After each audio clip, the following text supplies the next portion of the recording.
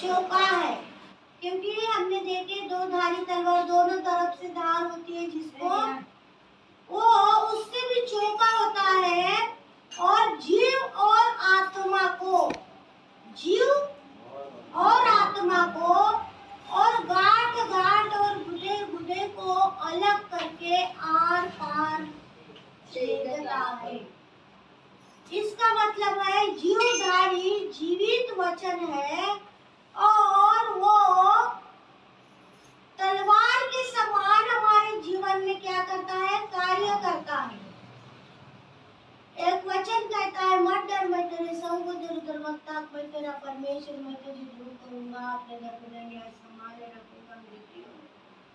परमेश्वर का हर एक वचन जीवित है और बाइबल में लिखा हर एक वचन उसका पूरा होता है। कैसे पूरा होता है?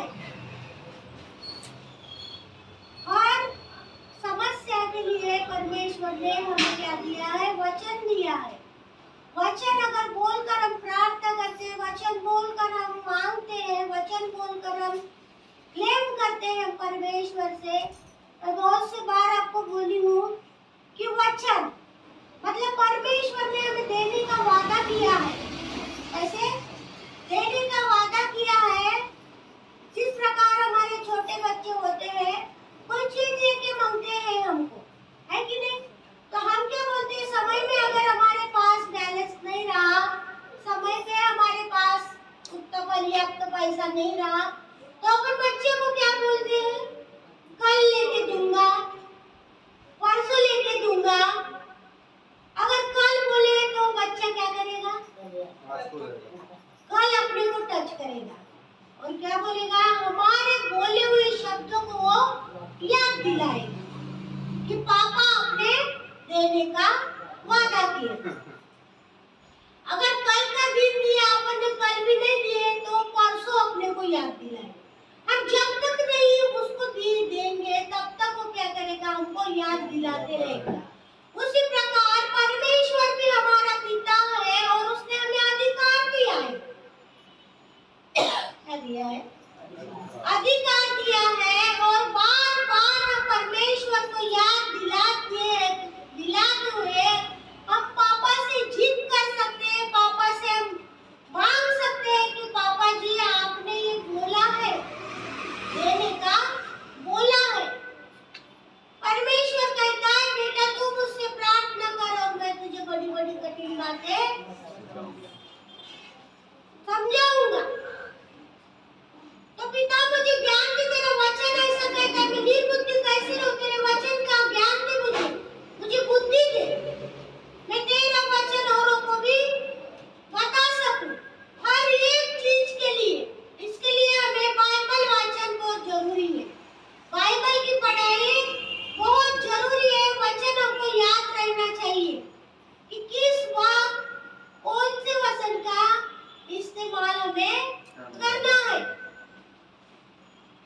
तो इसीलिए परमेश्वर का वचन कैसा है, जीवित भी है और प्रबल भी है, जोरदार, बलवान, आर पार करने वाला, तलवार के समान। हमारा युद्ध किससे है? आकाश की प्रधानों से और सेनाओं से। और हम शारीरिक क्या बोलते, तलवार से नहीं, परंतु आत्मिक वचन की तलवार से। और यहाँ पे क्या बात किया है, तलवार की। कौन सी तलवार की? आत्मिक दो-धारी तलवार की। दो-धारी तलवार क्या है? वचन है। क्या है? वचन है। और हमें वचन से युद्ध करना है। प्रभु यीशु ने भी वचन से सामना किया था। शैतान का कैसे सामना किया था? वचन से किया था। कि 2-3 थप्पड़ लगा दिया शैतान को? नहीं, शैतान ने भी पूछा, वचन बोलकर पूछा, तेरा परमेश्वर तेरे लिए ऐसा करने को बोल रहा है। तेरा परमेश्वर बोल रहा है कि मैं तेरे निमित्त अपने स्वर्गदूतों को भेजूंगा। अभी तो कूद के दिखा। हालेलुया। तो इस प्रकार मेरे प्रियो, वचन हमारे जीवन में दो-धारी तलवार के समान कार्य करता है। इसके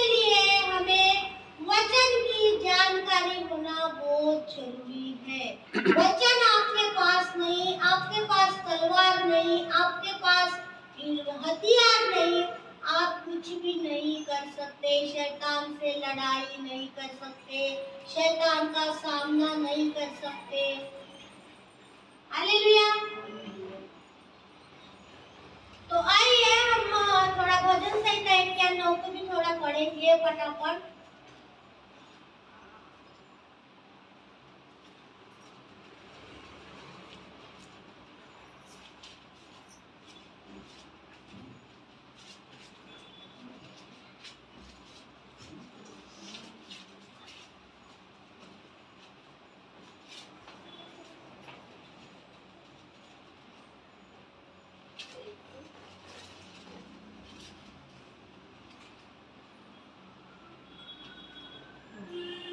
हालेलुया।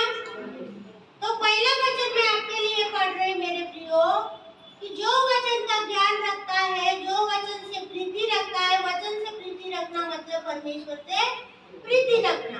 परमेश्वर वचन है और वचन परमेश्वर है। तो जो परम प्रधान की छाया हुए स्थान में बैठा रहे, वह सर्वशक्तिमान की छाया में दिखाना पाएगा। परम प्रधान की छाया हुए स्थान में बैठे रहने का क्या है? परमेश्वर का स्थान है। जो इंसान परमेश्वर के भवन में आकर उसकी स्तुति आराधना करता है और बैठा रहता है, प्रतीक्षा करता है, वह सर्वशक्तिमान की छाया में क्या करेगा? ठिकाना पाएगा।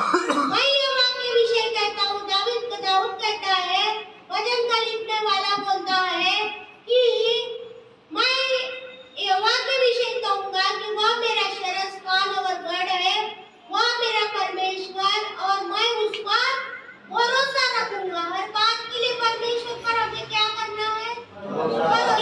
भरोसा मतलब विश्वास। विश्वास हमारे जीवन में बहुत बड़ा काम करता है।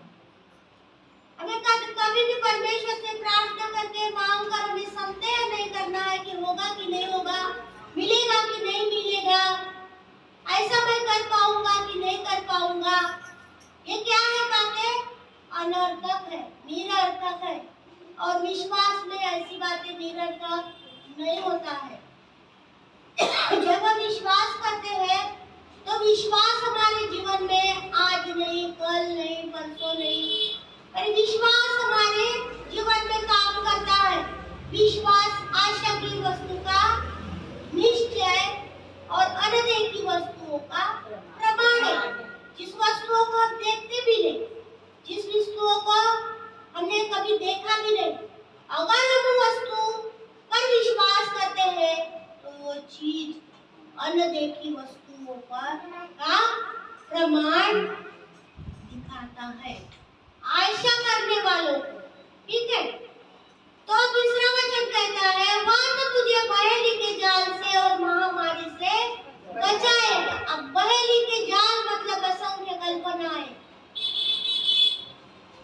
झट से शैतान क्या करता है? वार करता है। 2 हफ्ते आ गए, तीसरे दिन लटक गए, शैतान ने घेर लिया। वचन का ज्ञान नहीं, वो जो परिवार आते थे। हालेलुया। मैं एग्जाम्पल के लिए बता रही हूँ। अब क्या हो गए?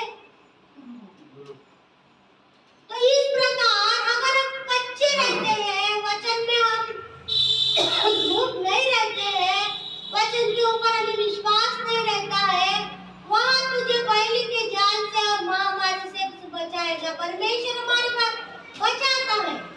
वहाँ तुझे अपने पंखों के आड़ में ले लेगा। मुर्गी को आपने देखे? मुर्गी को जो उसके साथ साथ छोटे छोटे बच्चे रहते हैं, और घायल के रूप में शैतान आता है अचानक, एकाएक, और वो बच्चों को क्या करता है? झड़प मारता है। हाँ? तो मुर्गी क्या करती है?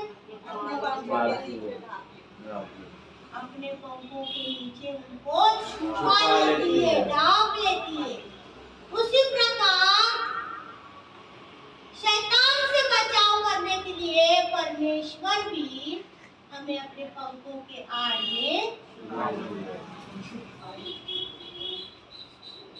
आपको रात को समय हम प्रार्थना करते हैं, समय पर बोलते हैं मेरे पिता, सभी कलिसिया के लोग, सभी नहीं, सारे विश्वासी गण जितने भी राष्ट्र देशों प्रांत शहरों गांव बस्ती में, हर एक जन को रात के समय में अपने पंखों के आड़ में ले निश्चिंत होकर फिर प्रार्थना करके सो जाओ। तू न रात के भय से डरेगा और न उस तीर से जो दिन को उड़ता है।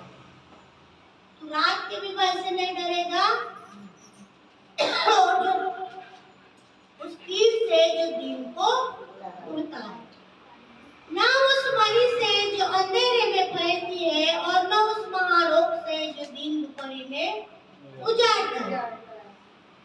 तेरे निकट 1000 और तेरे दाहिने और 10,000 गिरेंगे, परंतु वो तेरे पास नहीं आएंगे, जबकि तू वचन में पक्का है, तू प्रार्थना में पक्का है।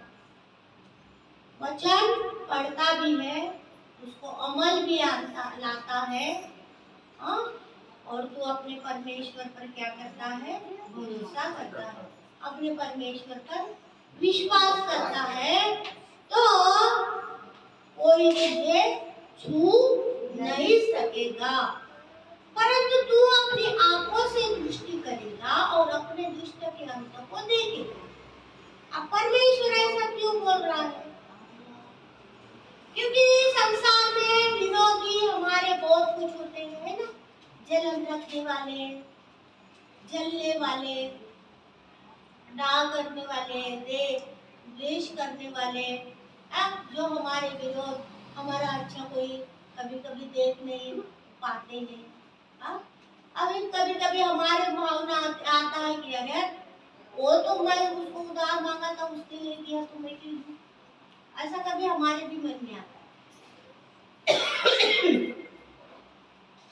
पर परमेश्वर का वचन हमें मजबूत बनाता है। ये सारी बातें हमारे जीवन में नहीं आना चाहिए। अगर मुझे भी अभी ऐसा लगता है कि जो मेरे साथ करता है कभी कभी, तो लगता है वो अगर नहीं देता, पर झट परमेश्वर का आत्मा झपट मारता है मेरे ऊपर और कैसा वो करता है वैसा तुझे नहीं करना है, वो करता है तो करने दे। अगर तू भी उसके शरीर की करेगी तो मैं न्याय कैसा करूंगा? उसके समान हमें नहीं होना। अगर 10-5 रुपए किसी ने हमारे खाने दे, अगर किसी को उधार दिए तो लेने की आशा मत रख कि वो मुझे वापस देगा। तो बार बार मांगने जाएगा, वो बोलेगा बाद में दूंगा, बाद में दूंगा, बाद में दूंगा। तो परमेश्वर बोलता है, परमेश्वर कहता है कि ऐसी बातें हमारे जीवन में नहीं होना, परंतु तुझे कुछ भी नहीं करना, तू अपनी जगह में सही रहना है, परंतु तू अपनी आंखों से दृष्टि करेगा और उसके अंत को देखेगा। अगर तू ऐसा नहीं करेगा ना, तो मैं उसका बदला लूंगा और उसके जीवन में क्या होता है तू दूर से देखेगा। बार बार उधार मांगने वाले का जीवन कैसा होता है हम देख सकते हैं। उसको आदत सी गिर जाती है बार बार उधार मांगने से, है कि नहीं? और फिर वो झूठ भी बोलता है, उसके मन में आता है अरे दूंगा दूंगा नहीं दूंगा। एक मुझे टाइप इंसान होता है कि नहीं? तो हर एक व्यवहार में एग्जाम्पल एक बताइए, पर आपको हर एक बातों में हमें विरोध करना है, उसके समान नहीं होना है।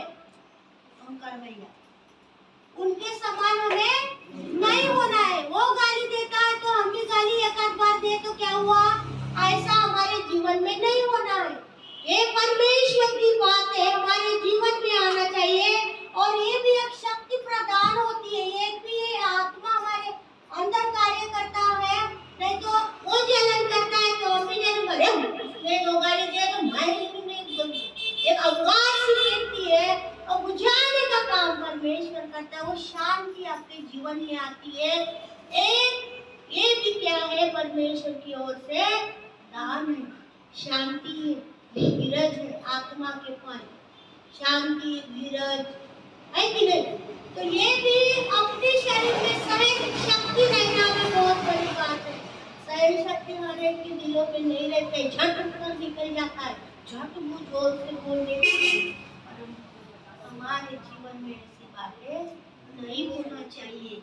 इसलिए परमेश्वर कहता है तू अपना काम कर, उसको अपना काम करने दे, हाँ, और उसके समान हमें नहीं होना है। परंतु तू हे यहोवा मेरा शरण स्थान ठहरा है, तूने परम प्रधान को अपना नाम मान लिया है, इसलिए कोई विपत्ति तुझ पर नहीं पड़ेगी। इसीलिए आशु भैया, कोई विपत्ति तुझ पर नहीं पड़ेगी, न कोई दुख तेरे डेरे के निकट आएगा, क्योंकि परमेश्वर क्या करेगा, मुर्गी के समान अपने पंखों के आड़ में हमें ले लेगा। वो तुझको हाथों हाथ उठाएगा, ऐसा न होगा कि तेरे पाँव में पत्थर से ठेस लगे। और तू और भी क्या क्या करेगा मालूम है? तू सीना और नाक को कुचलेगा, सीना और नाक को कुचलेगा, इतना प्रबल बना दूंगा, आत्मा में इतना शक्तिशाली बना दूंगा कि तू कुचलेगा और जवान सिंह और अजगर को लताड़ेगा। इतनी शक्ति मैं तुझे दूंगा, इतना पावर मैं तुझे दूंगा। उसने जो मुझसे स्नेह किया है, इसीलिए मैं उसको छुड़ाऊंगा। किसने? आशु भैया ने, ओंकार भैया ने, सभी ने परमेश्वर से क्या किया है? स्नेह किया है। स्नेह का मतलब क्या होता है? प्रेम। हमने प्रेम किया है, इसीलिए परमेश्वर छुड़ाएगा। और हमें क्या करेगा? इसके साथ साथ छुड़ाने के बाद परमेश्वर हमें क्या करेगा? ऊंचे स्थान पर रखूंगा, ऊंचे स्थान पर, राजा महाराजा के समान। हम सभी क्या सब क्या है? आज भी हमारा पद क्या है? हम स्वर्गदूत है, परमेश्वर के स्वर्गदूत। धरती पर हमारा वो स्थान है। अपने स्थान को अपने परखना है, हम देखना है और ऊंचे स्थान पर रखूंगा, क्योंकि उसने मेरे नाम को जान लिया है। हमने परमेश्वर के नाम को जान लिया है, उसके साथ प्रेम किया है।